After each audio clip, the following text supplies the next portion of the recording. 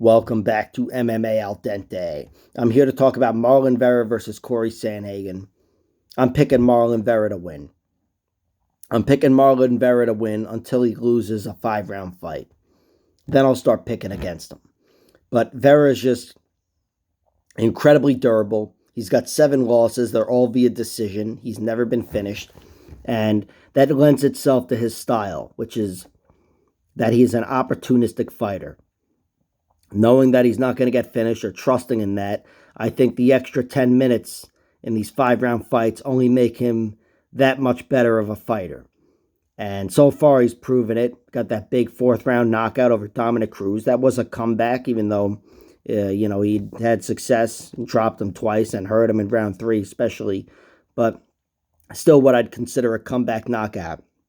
He had that comeback knockout over Frankie Edgar as well. Cory Sandhagen knocked him out as well, too. But Marlon Vera knocked out Frankie Edgar in the 3rd round after being down 2-0, and he did it with a front kick to the face.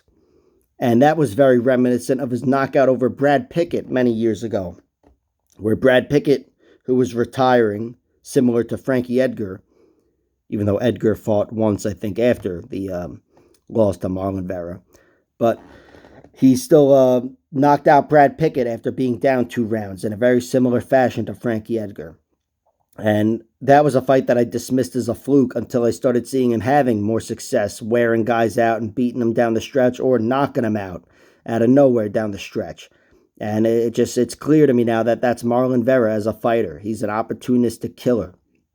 And even if he can't kill you, that style is still very effective in a 5-round fight. I think he proved that in the Rob Font fight.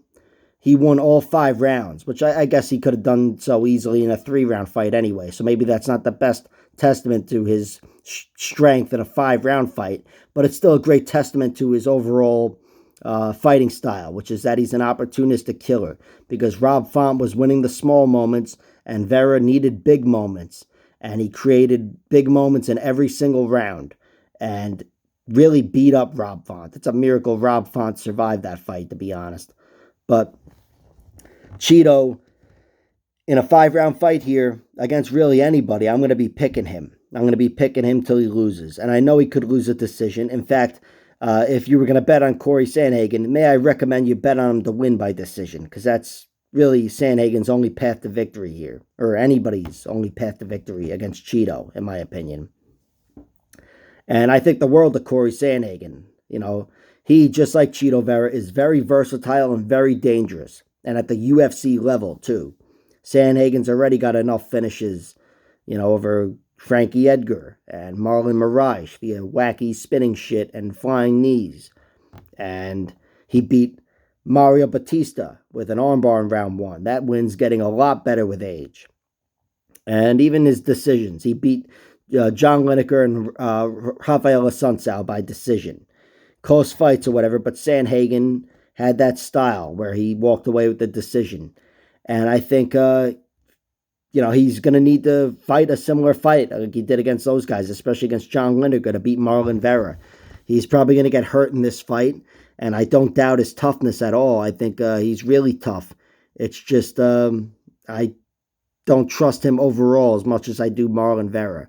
Marlon Vera, even though he can be hit, and I'm sure he's hurting on the inside, it doesn't look like he's hurt.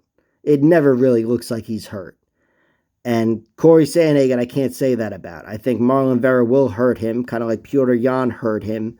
And it'll be much more obvious than when Cory Sandhagen hurts Marlon Vera. As for all the little in-betweens, I think Cory Sandhagen wins the smaller battle, the points battle, generally, without any big moments. Sandhagen should be winning, and the majority of that will be due to his movement. He's also got height, even though I think they're even in reach. But regardless, Sandhagen is not somebody to make the most of his height and reach. He's got 3 inches of height in this fight as well.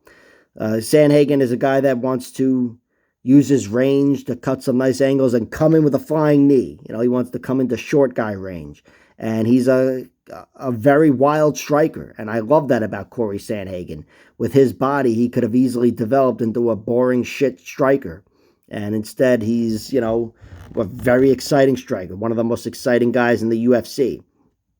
And I do think That's awesome, but I think it's going to cost him here. I think he would be better off hiding behind a jab and the longest kick he's got against Marlon Vera, because Marlon Vera is going to be in there for 5 rounds. This is not somebody where you could expect, those wild strikes to get him out of there. Vera's got no known weaknesses or vulnerabilities. And I think Vera's going to start to slow Sandhagen down, chopping at his legs and beating him up. And even though he's going to be getting beaten up in the small moments, Vera's going to create some big moments and hurt Cory Sandhagen. That's how I see this fight playing out. Sandhagen performing very well, and then Vera kind of taking over in the middle of the fight. It'll be like a closer version of the Petr Yan fight, only I think Vera's got a much greater chance of getting a finish over Cory Sandhagen. Sandhagen's only been finished once, and it was by submission in like 90 seconds to Aljamain Sterling.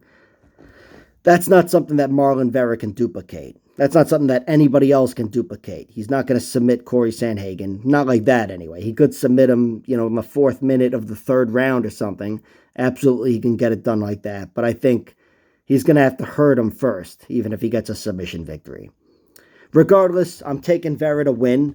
I think he's going to have plenty of opportunities, and it's going to help him find a finish either later or get a decision, to be honest. I think that's an overlooked possibility here, but Vera by decision wouldn't surprise me at all. As for Cory Sandhagen, if you were going to bet on him, again, bet on him to win by decision, because that's his only path to victory, in my opinion.